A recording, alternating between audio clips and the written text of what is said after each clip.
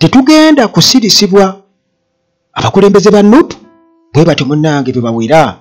bagamba tebagenda kusirisibwa newankubadde poliisi erinye eggere mu lukuŋŋaana olwa NUP olubadde lutegekeddwa wali ku kitebe kya NUP e Makerere Kavule nga lubadde lwa kulonkinga oba kutongoza protest vote. Bagamba tebagenda munnange kubeera nga babivaako babireke bulesi bwe batyo. Ate kwegamba ebintu bwe biti ojja genda okwesanga nga waliwo abantu abamu bo abalaga nti nno waliwo gurupu emu ey'abantu abatono nga bagezaako kulaga nti nno tewali kyetaagisa kuleetawo enkyukakyuka ng'omuntu bw'abeera alonkinga protest vote nga babuuza for what.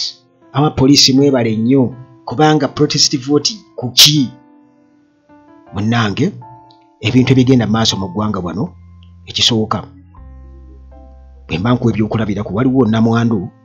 ali mu myaka 80 ne bazzukulu be ne bawala be baabasiba okumala emyezi 5 sayidi z'e Busoga eyo. Emyezi 5 ababbi b'ettaka bwe batyo nga babeesibyeko mu mbeera efaanaganako bwetyo nga tebalina akayinza kubataasa. Myezi 5 nga bali mu nkomyo, ennyumba yaabwe ne bagikoonakoona.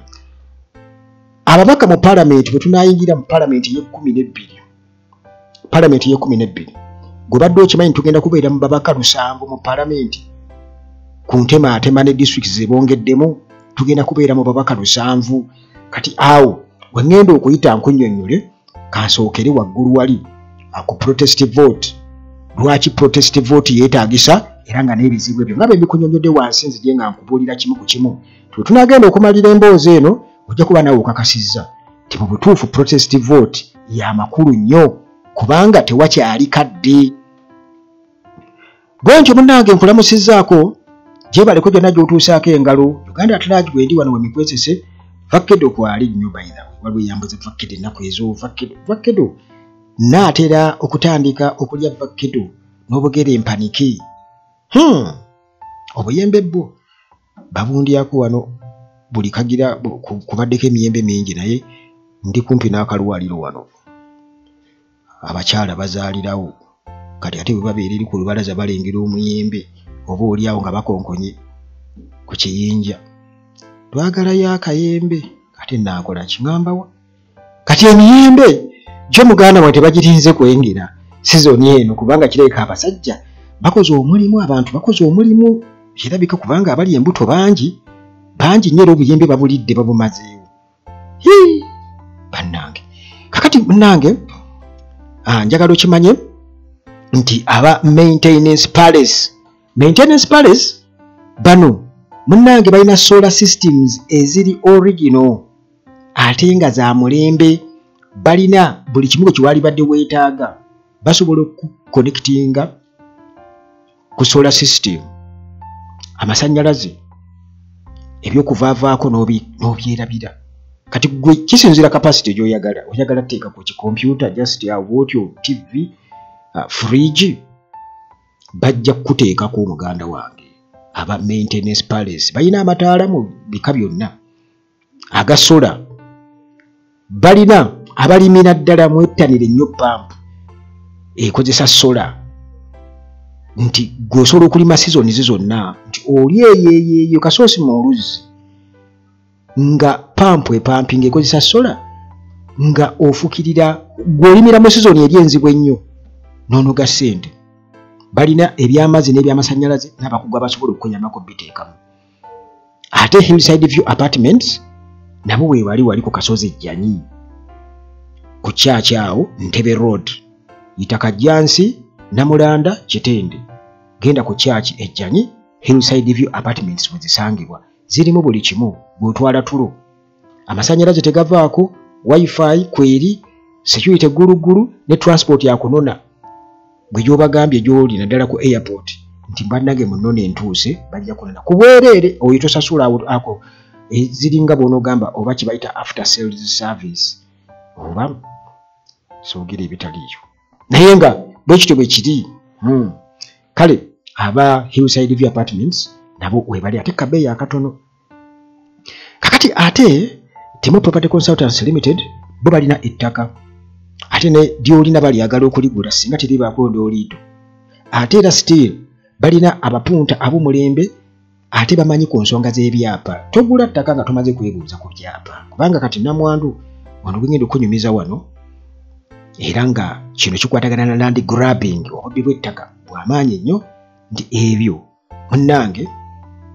biyinza okuvaako obuzibu nti omusajja ayinza okujja nabba ettaka n'alikuguza, kumbe gwalibbyeko ekyapa kwegamba ng'ajinze kijinge kino. Okay, aba Temo Property Consultants beekwate. Omusawo waali dokita waali era abantu banona eddagala. Ennaku zino mayi dokita yamenyeka okugulu, pikipiki yamukuba amabegako eyo aludde, naye okugulu nga balina okuteekamu ebyuma. Kati abamukubira amasimu muyinza okuba nga temufuna response, naye still kati yatandise okukwata amasimu, nakitegedde musobola okuddamu okubeera nga mumukubira. Ennamba mugifune wano ku Uganda Atalaagi, gwe n'ebizibu byammwe eby'enjawulo ajja kubajjanjaba. Okay, eyo tuvuddeyo tuba tulina okubiyisaawo mu bitegeere ebyo, mubiteeka wamu n'obiwuliriza, olina okubiggwa ennyalwe nga era otegedde ki kyentegeeza, kubanga nyinza okwerabira, kubanga bwe ntandika okusabuka ate mba ntandise okulasana, mbeera sikola ki nange kennyini mbeera sirinaako control. Okay, kwegamba twogera ku protest vote, era nga tukitegeddeko nti wali Makerere Kavule olunaku olwaleero ku z'omwezi 28 already amagye weegali, abampi n'abawanvu bali awo tebakkiriza muntu n'omu kubeera nga munnange ate akisesinga ekitebe kya NUP ekiri Makerere Kavule. Bino nno byatandise ku lunaku Lwakutaano, poliisi ng'emaze okukitegeera nti NUP ku Mande epulaninga, Mande nga 28 epulaninga okubeera ng'eteekayo launch eya protest vote. Protest vote nti abantu ffenna tugende mu kalulu 2026 nga tugenze kusuula kalulu ke bayita tomanyiira, tuviire akalulu ako, kwegamba nga ffenna tuwakanya ekintu ekitulonda kimu, umbrella. Tulonda kimu ki? Umbrella. Abantu yelonche eyo era gwe mulanga abantu bonna gwe balina okubeera nga batambulirako. NUP yewaka Bobi Wine yani ye taata, era protest vote ffe tulonda ekyo nga twagala kusiguukulula, newankubadde nga okubba akalulu nga bakozesa eryanyi beetegekedde ddala, naye bagamba akugo batabulako kyakusuuza, kubanga abasajja bakkiriza nti mutuufu Busoga ne Buganda byo baagitujjako, tugenda kuginunula tutya bannange. Kakati bwe tugamba protest vote, ekyo kitiisizza nnyo NRM, kubanga kikolera ddala singa naddala abantu babeera bongeddemu amaanyi. Ku mulundi guli NUP yali ekyali nto nnyo, kakati essaawa eno njagala okubulira nti eyongedde okubeera nga yeegomye, kubanga ku ground abaana gye bali. Kakati gwe just weetaga kusuula kaluluko nga owakanya twagala kukyusa buyinza, kyekyo kakati okulonkinga ekintu kyefaananako bwe kityo muganda wange. Batandise dde okubeera nga balabula, ne Muhanga yalabudde, tugenda kubiraba, yalabudde dda abambala beetagateeka kutwalibwa mu kooti masho, tugenda kuba tubitunulamu tubirabe, kuba kati kufuuse kutiisatiisa, naye abaana bagamba temugenda kubeera nga mututiisatiisa. Kakati Uganda Police bwetu munnange eremesezza ekibiina ekya National Unity Platform okubeera nga kiteekawo protest vote event, omukolo ogw'okulonkingira okubeera nga ogw'okutongoza akalulu ak'okuwakanya nti abavubuka bonna balina kubeera kitole okwetoloola eggwanga lyonna, era nga kubadde kulina kubeerawo leero Mande ennaku z'omwezi nga 28 25 omwezi ogwokuna. Munnange poliisi okusalawo yamaze kubeera ng'efuna information nti omukolo guno bugenda kubeera bwali Makerere Kavule, era bwe batyo ne bafulumya ne ba-issuinga public statement lunaku lwabadde lwa 6 nga balabula nti omukolo guno oba ekintu kyonna ekyekuusa ku mbeera eyo tekikkirizibwa kubeerawo, tebakkirizibwa kubeera nga balonkinga protest vote mutya mwagala kunga bavubuka baleme kulonda Museveni mwagala adibe kwegamba kyebagezaako kubeera nga bategeeza timwagala ayongera adibe yadiba kati ate ayongera adibe mwagala kuba mutya mwagala kutukola mutya kakati munnange okusinziira ku poliisi nti bo bagamba nti okusalawo kino mbu bakikoze ku maintaininga public order jukira nti bano bali ku kitebe kyabwe era abantu bonna bagenda kubeera nga bali munda mu kikomera balunkinga ekintu kyabwe kati public order eri luddawa public order eri ludda kuba basooka ne basindikayo bambega nabo kirabika ndowooza ne baba nga tebawanywa information ndowooza nga balaba tebalina nnyo kyebabega abaana bo boogera kaati nti ffe twagala ntebe twagala buyinza kati ng'ekyo tekyo kisi kipya era basiba bakyogera kati bagenda omubuuza obeezeeyo ki tibagamba baagala buyinza ekyo kya bulijjo anki ekirala kya tibagamba baagala buyinza kakati munnange poliisi ng'etugamba nti kyabadde kya mugaso nnyo okukakasa nti wabawo emirembe ne security era ne bagamba nti buli mutu yenna alina okubeera nga respectinga order okubeera nga respectinga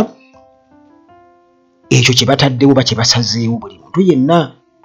nti temwenyigira mu protest vote bannange kakati poliisi munnange ekisooka yalabudde abantu bonna ne guruupu ez'abantu abalala okubeera nti nno baleme kubeera nga beenyigira mu kuwagira omukolo guno mu ngeri yonna lonki eno eya protest vote akalulu kano ak'okuwakanya bannange obusuumu munnange mu kuddamu nuupu bimaze okubeera nga ebitegeera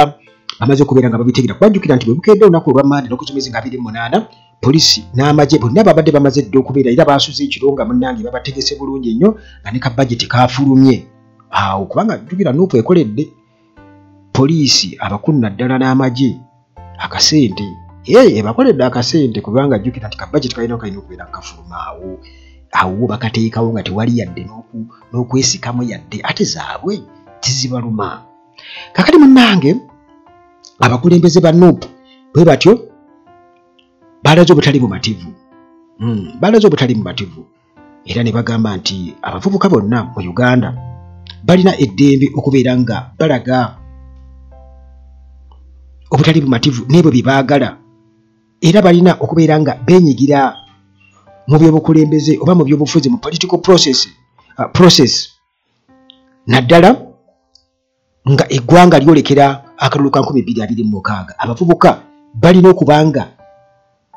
beenyigira mu kintu ekyo kakati awe wali obuzibu kubanga Bobi Wine ekintu ekyo akiremeddeko nnyo era abavubuka abakuŋŋaanyiriza ddala okwetoloola eggwanga lyonna kati gwe bw'olagira nti protest vote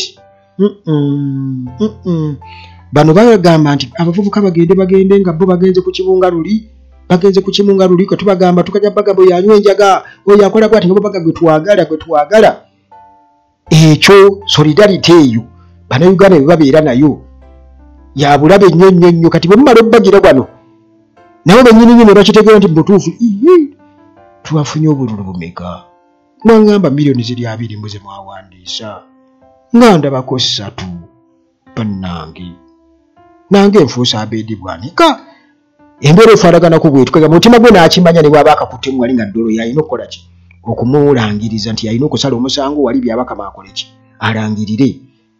era still nga bwe mumanyi Gen. Museveni awo ne pressure esobola okumukuba era tuyinza okuba nga awo wennyini awo ayinza obutasitukawo mu ntebe ng'entegetege zimufamba kubanga protest vote muganda wange abavubuka jjukira bye basinga obungi naye ate nga bonna beesoma kimu protest vote kakati munnange not bwetyo nebanga ebaddeyo yabadde epulaninze ku mukolo guno singa gubaddeyo era singa ffena tukasaawe tugwegeka amaaso ku mutimbagano nga bo bagamba nti ekigendererwa kyabadde kyakubeera nga ba encouraginga oba bakuba omulanga eri abavubuka nti beenyigire mu byobufuzi mu byobukulembeze babyenyigiremu era amaloboozi gaabwe gawulirwe bamaking sure nti gawulirwa wali kusirika busirisi naye nga bakikola batya basoosowaze nnyo protest vote nti akalulu kakwata vote kakube nga katuukira ddala ku ggumba kasuule nga katuukira ddala ku ggumba okwetolera eggwanga lyonna kakati bano bakitunuulira bagamba kiki omwana kyagezaako kubeera ng'afumba kiki abalemeredde kuba Jaati yamulemererwa Jaati yalemererwa wano e Kawempe North bagamba nti bannange kakati munnange ekibiina ekya NUP kibadde kigezezzaako nnyo okubeera nga kyogera era nga kiraga nti abavubuka balina okubeera involved balina okwenyigira mu kushapinga future eya Uganda era abavubuka bangi nnyo bwe batyo bakyalwana okulaba nga at least ebigendererwa byabwe mu byobufuzi oba mu byobukulembeze wakiri ebirowoozo bya bikiikirirwa ate nga abavubuka kye balina okubeera nga bakola kakati abakulembeze ba NUP bwe batyo bo bagamba balayidde bagamba bagenda kusigala nga bakyapushinga abavubuka okubeera nga baparticipatinga mu kalulu newankubadde nga poliisi esazeewo okweyisa bwetyo n'amagye nga bulijjo bakolera mukama waabwe era bwe batyo bakakase ne bagamba nti tebagenda kubeera nga basirisibwa they are not going to be silenced and will find other ways to reach young people even if it means organizing outside of official events kitegedde tibagenda kusala amagezi gonna bagenda kusala amagezi gonna okulaba nga abavubuka bamanya ensonga eno ne bwe kino bakitegeeza kubeera nga ate bakwata amakubo amalala nga bavudde ku gana agali official tekanigwa badde bategese nti tuteeke wali Makerere Kavule babalemesezza ewaabwe kakati balina okusala amagezi gonna mu ngeri yonna anti akunyigiriza muganda wange bw'onyigiriza ennyindo ogireeta omusaayi kakati bo bagamba nti abavubuka balina okubeera nga bakkirizibwa okubeera nga nabo baba n'eddoboozi butya eggwanga bwe lirina okuba nga litambuzibwa kubanga lyabwe balina okubeera nga bawulirwa era nti balina okukakasa nti abavubuka abakulembeze babwe balondebwa batya eno si y'enkomerero bagamba bagenda kusigala nga munnange bayongeramu amaanyi okukakasa nti abavubuka benyigira mu kalulu ka 2026 n'okweyongerayo era mu kiseera kino munnange tetumanyi bulungi nnyo nti NUP okusinza ku sikedu yaayo oba tebalina omukolo gwe bategeseyo omulala okubeera nga batambula bagenda mu maaso n'ensonga eno kakati munnange oba bategera foomu ndala gye bagenda kugira mu layini endala nga bw'olaba nti kamiliyoni ngeri gye yeeyisaamu naye ng'ekibiina kyo kimaze okubeera nga kitegeeza tekigenda kubeera nga kibackinga down from their goal ey'okwempoweringa abavubuka era bano abavubuka balina okubeera nga munnange babeera ne active role mu politics kakati munnange nekireetawo ebibuuzo bingi ennyo ku ddembe ly'obuntu ti gavumenti erina control yenkana etya ku public events nti yesalawo nti guno mukolo mugutegeka guno genda kuba gutulabisa mu mbeera efaanaganako bwetyo kakati munnange twogera ku protest vote nti oba oliawo abantu abasinga tebategeera protest vote si abasinga naye abatonotono abo abageza kukubeera nga babuzaabuza abantu abalala nti protest vote eno yeetaagisa biki ebigenda mu maaso mu ggwanga kuba kati twagala okubeera nga tunnyonnyola ebintu bino nga tubawa n'obujulizi obukwatibwako juzi nakitegeerako nti waliwo omukyala alina emyaka 8 era omukyala ono namwandu kakati ono bwe batyo nga bamugoba ku yiikaze 36 ne bamusiba mu kkomera okumala emyezi 5 era ng'omusango bamuvunaana trespass kyokka ate bamusiba ne bazzukulu be ne bawala be n'abaana be ne babasiba bonna wamu myezi 5 ne bazzukulu be kakati munnange kwegamba ku kyalo ffe gye tutabeereeyo mu byalo ebyeyo munda ekyalo ekisirifu ennyo kye bayita Nawaka kino kisangibwa Ikumbya sub county Luuka district mujjukira Luuka Bobi Wine gye baamukwatira ku mulundi guli 2-20 nga tugenda mu 2-21 we bamukwatira wabeewo okwekalakasa kati disitulikiti eyo omukyala wa myaka 8 era nga namwandu bamuyita Erivaida Mugala. Kakati ono munnange ali ku senta ali mu mbiranye ey'ettaka era nga munnange ne community yonna ng'emaze okulaba nti namwandu ono bamuggyeko ettaka lye liyiika 36 nabo ne batandika okubeera nga munnange batya obanza ddako bannange. Kakati ebyo bano abaweza protestive vote tegasa ebyo bibeerawo tebabyogerako naye nga gyebiri nti era nga bwe nkikunyonyola bwe nti nawe kubyamu akafaananyi tijjajjaawo era gye bujja mu maaso wanaabaawo omuntu akyayogera kuba kati bino bibeerawo poliisi ekola ki okutaasa abantu nga bano oba amagye gyati ekola ki muhooza ali luddawa ku nsonga nga zino kuba bano bakozesa magye era nga bwe bakatadde wali ku kitebe kya Nuupu kati munnayuganda olina okubeera nga weebeereramu. Kakati munnange kino kyongedde okubeera nga munnange kyexposinga harsh realities of land grabbing mu Uganda.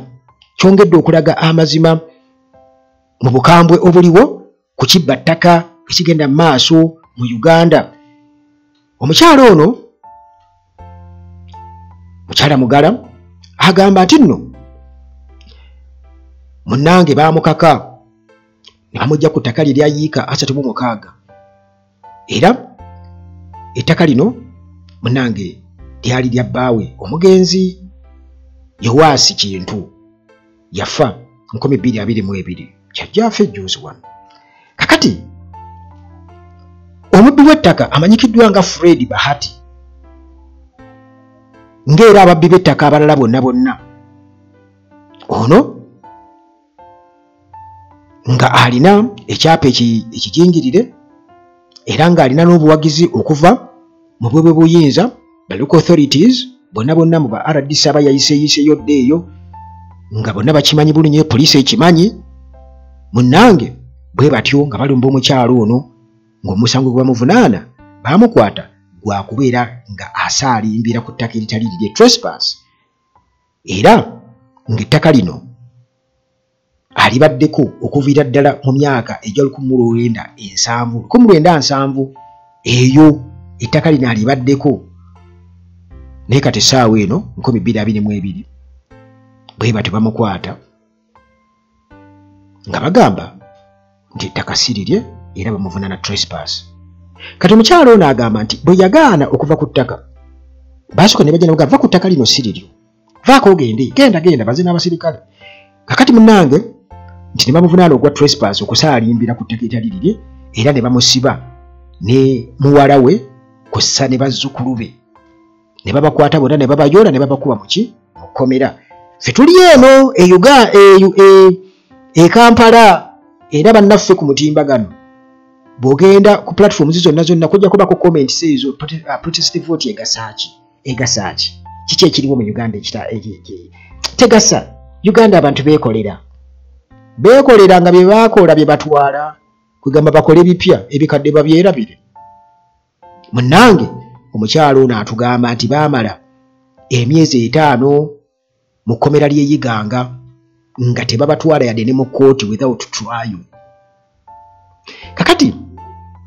abaalabi abantu ku kyalo abaaliwo bwe batyo nga bagamba nti okugoba ku ttaka kuno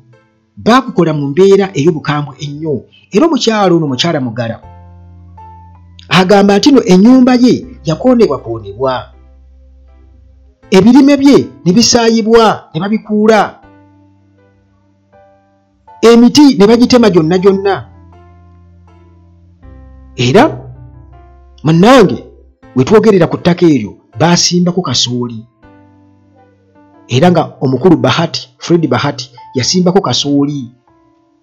ng'omukyalo ono ali mu kkomera ye n'asimba ne sizoni bakasooli waba myezi 3 n'alya ne sizoni n'alya kati banneiba munnange bali mu kutya bagamba nti bikibanga mu butuufu ensonga eno singa basakisidinga singa kino kiyitamu obubbi bwabwe ne buyitamu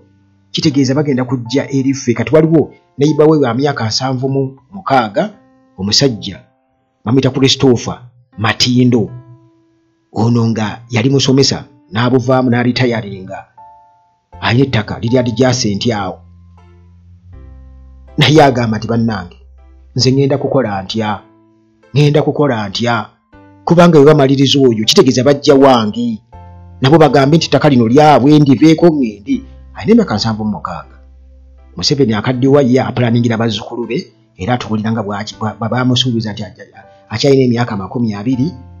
afa agenda asisinkana Jesus. Mwene era me bakola ki abalekere ebisiraani ebyo eby'abantu babadde nga abikkirira mu system, bakulidde mu system, balina amaanyi mangi, balina sse, balina emmundu, basobola okugenda wonna ne bafuna obuyambi okusobola okubayambako ne bakozesa avenues zonna okulaba nga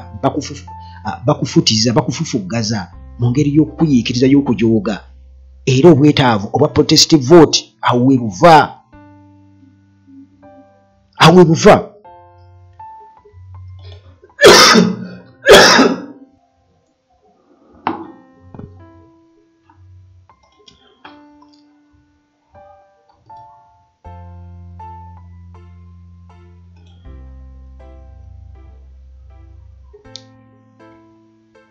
Kakati omukulu Francis Balwaine ono nga defense secretary Nawakabi ekyalo kibayita Nawakabi oba Nawakabi village ono agamba nti no abakulembeze ab'oku kyalo batunula butunuzi kubanga omukulu oli Bahati Fred yabayitamu n'abatemera gwe tulooza nti tebalaba batunula butunuzi basirise ate nga bamanyi nti famire zino tezisobola kubeera nga zeerwanirira tezisobola nguzi naye basazeewo batunula ffeno tuli eno tuwudiisibwa omuntu akugamba protest vote teyeetaagisa ate eggwanga litambula bulungi security weeri waliwo buli kimu security kinga ebyaffe babba bibbe ettaka lyaffe balibba batugoba gwe security weeri kubanga oli mugwira okimanyi mwajja kubba yensonga lwaki owagira bali banno mujje mubbe tetugenda kukkiriza protest vote awo yeetaagisiza. Kakati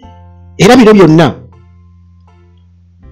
agamba nti birimu ebyobufuzi nti bigenda kuba ne political consequences ate era nga kituufu ebyaddala. Kakati omukulu Bahati omubbi Fred Bahati omubbi ye bino byonna abyegaana era nga bulijjo bakola babeera confident nnyo. Agamba nti ettaka yaligula era agamba nti nno ennyumba gye yamenye tebadde ya mukyalo oyo wabula ebadde y'abakozi be ennyumba gye yamenye. Kakati era agamba n'ettaka lye boogerako liri yiika 8 ku 10 teriwera yiika 3 mu 6 kiba kitegeeza ki ekyo gwe muganda wange eddala tabanga yali kuba ebbeeyi eddala tabeera nga yali kuba ebbeeyi kati ate ng'olina kulwanagana naki nabali nga baleese ate nabo bazibu nnyo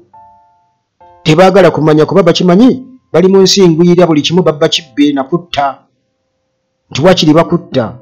kubanga bo baamalirira kubanga General Museveni yatugamba ettaka lyakulwanira kubanga ttono mujjukira akantu ako kanti ettaka noti tewali problem n'abantu kulwanira ttaka kubanga ttono balina okulirwanira olwanira ekikyo ng'okirwana okitaasa kumugwira mbu kati gw'olwana ki kubanga oli muyiwa ayiikiriza buyiikiriza abantu bajja tuka okwetema ku ttaka mubalabye nga wano nga babatema era n'abasirikale kyokulabanga kati bafuna obuzibu n'abantu ababulijjo abantu bakola obuzibu lwalaba omusirikale wa polisi gwe batta busungu kuva ku mitwe gy'abantu nga bamaze okubeera nga babazannyirako ne balaga nti beetamwa. Kati bwe twogera ku protest vote muganda wange kyamakulu nnyo. Kati Luka district police commander ono bamuyita Moses Akena bw'atyo yakakasizza bino byonna nti gyebiri era nti waliwo trend nnene nnyo nti ekibba ttaka muganda we ekikutta akati n'enkaana z'ettaka naddala nti bategetinga bannamwandu ne bamulekwa. Mujjukira ebijambiya ebyali e Masaka batema bakadde. Lwaki batema bakadde? Mumuuza lwaki baali batema bakadde? Bababbeko ettaka lyabwe. bababbeko ettaka lyabwe kubanga balaba bukadde buli okwo bagamba tubatta bamala kunoonyerezaako kati bannamwandu ne ba orphans be batagetinze nnyo lwaki tebagenda ku ttaka ly'abantu abalala be balaba nti akatuuno yaliguze bibi kubanga bakimanyi bagenda kugulumba nti bano bagagga bannaabwe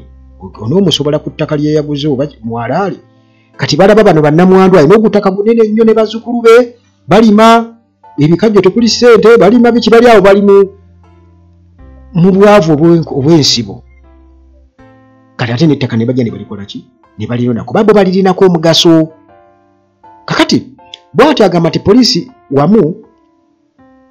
poliisi bakoledde wamu n'ensonda endala okusobola okulaba nga baresolvinga issue eno bagituulako era nti omukyalo ono Magala ensonga ye eri mu kkooti era nga batugamba nti waliwo Redeem International okukosa ne RDC's office be bakwasaganyizza ensonga eno aba Redeem International nti ensonga z'omukyalo bali mu zikolako kati okunoonyereza kulaga nti nno bamaze dde okubeera nga bafuna obujulizi nti empapula ono Fred Bahati zakozesa njingirire era nti waliwo essuubi okuba nti ayinza okufuna obwenkanya omukyalo ono katusabe naye mukyala Magala muganda wange ekyamutuuseeko kitisizza nnyo abalala nti amaanyi ga ssente bano ge bakozesa gayinza okuba nti no muganda wange mazibu nnyo okubuuka omukyalo ono yagambye nti tagenda kulekeraawo kulwana mukazi wattu mu bunafu ne bazzukulu be kubanga talinaawo walala wonna waakulaga wuliriza ekintu ng'ekyo akugambye nti tebagenda kulekeraawo kulwana yadde ono omwami akozesa ssente ne tebagenda kulekeraawo kulwana kubanga bo tebalina walala wakukola ki wakugenda kitegeeza ki kitegeeza nti omuntu bw'anaalaba nga bimusobedde nga bagamba nti bannange bwe tuddamu okulaba akamotoka ko nga kaze tukakumeko omuliro nga bagamba kati mutwalidde amateeka mu ngalo mugize muti